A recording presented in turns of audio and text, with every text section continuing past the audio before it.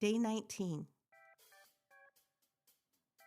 Hey, this is Sharon, and I'm your daily reader from the First Baptist Church of Machesney Park, where we take you on a journey through the Bible, reading 3 to 4 chapters a day, about 10 to 15 minutes that will take us through the entire Bible in 1 year. I'm excited to read this for you, and I'm ready to go on this journey, maybe for the first time, or maybe for the next time, to read through God's Word to mankind, the Bible, together. So join us in this journey through the Bible as the events unfold throughout time. Day 19. Job chapter 8, verses 1 through 10 and 22. Then Bildad the Shuhite answered and said, "How long will you say these things, and the words of your mouth be a great wind? Does God pervert justice, or does the Almighty pervert the right? If your children have sinned against him, he has delivered them into the hand of their transgression. If you will seek God and plead with the Almighty for mercy, if you are pure and upright, surely then he will rouse himself for you and restore your rightful habitation. And though your beginning was small, your latter days will be very great. For inquire, please, of bygone ages, and consider what the fathers have searched out. For we are but of yesterday, and know nothing, for our days on earth are a shadow.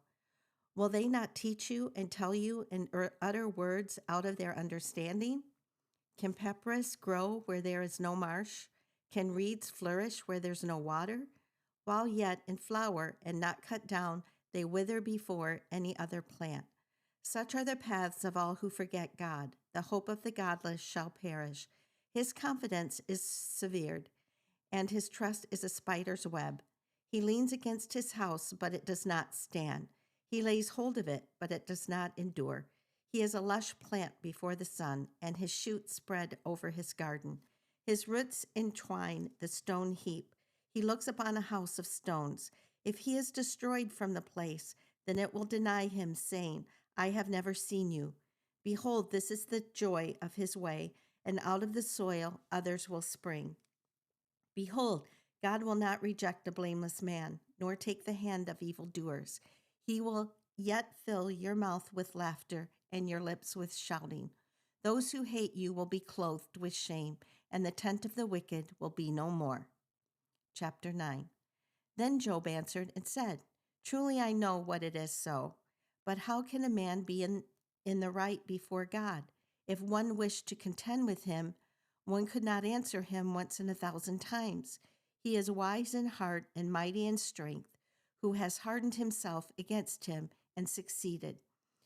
He who removes mountains, and they know it not, when he overturns them in anger, who shakes the earth out of its place, and its pillars tremble, who commands the sun, and it does not rise, who seals up the stars, who alone stretched out the heavens and trampled the waves of the sea, who made the bear and Orion and Pleiades and the chambers of the south, who does great things beyond searching out and marvelous things beyond number.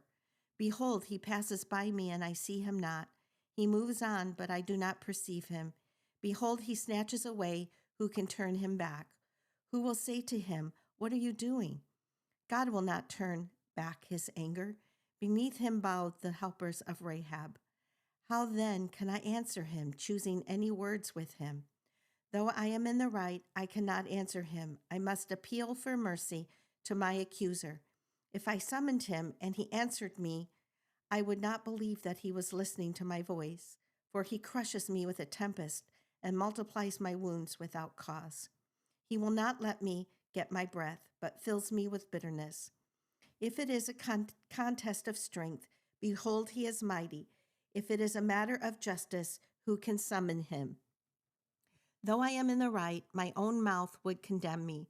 Though I am blameless, he would prove me perverse. I am blameless. I regard not myself. I loathe my life. It is all one.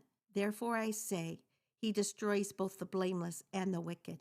When disaster brings sudden death, he mocks at the calamity of the innocent. The earth is given into the hand of the wicked. He covers the faces of its judges. If it is not he, who then is it? My days are swifter than a runner. They flee away. They see no good. They go like skiffs of reed, like an eagle swooping on the prey. If I say I will forget my complaint, I will put off my sad face and be of good cheer. I become afraid of all my suffering, for I know you will not hold me innocent. I shall be condemned. Why then do I labor in vain? If I wash myself with snow and cleanse my hands with lye, yet you will plunge me into a pit, and my own clothes will abhor me. For he is not a man as I am, that I might answer him, that we should come to trial together. There is no arbiter between us, who might lay his hand on us both. Let take his rod away from me, and let not dread of him terrify me. Then I would speak without fear of him, for I am not so in myself. Chapter 10. I loathe my life. I will give free utterance to my complaint. I will speak in the bitterness of my soul. I will say to God, do not condemn me. Let me know why you contend against me.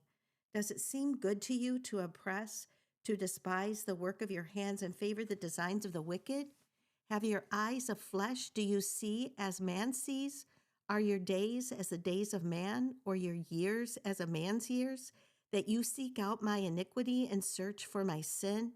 Although you know that I am not guilty, and there is none to deliver out of your hand.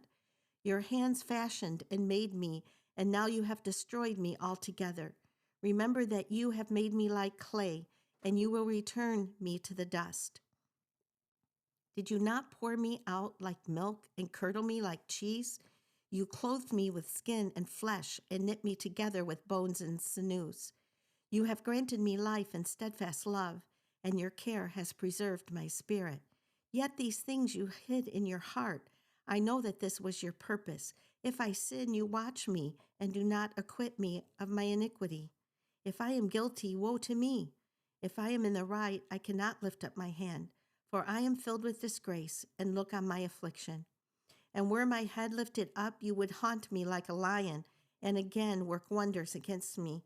You renew your witnesses against me and increase your vexation toward me. You bring fresh troops against me. Why did you bring me out of the womb? Would that I died before any eye had seen me, and were as though I had not been carried from the womb to the grave. Are not my days few? Then cease and leave me alone, that I may find a little cheer before I go, and I shall not return to the land of darkness and deep shadow, the land of gloom, like thick darkness, like deep shadow without any order, where light is as thick darkness.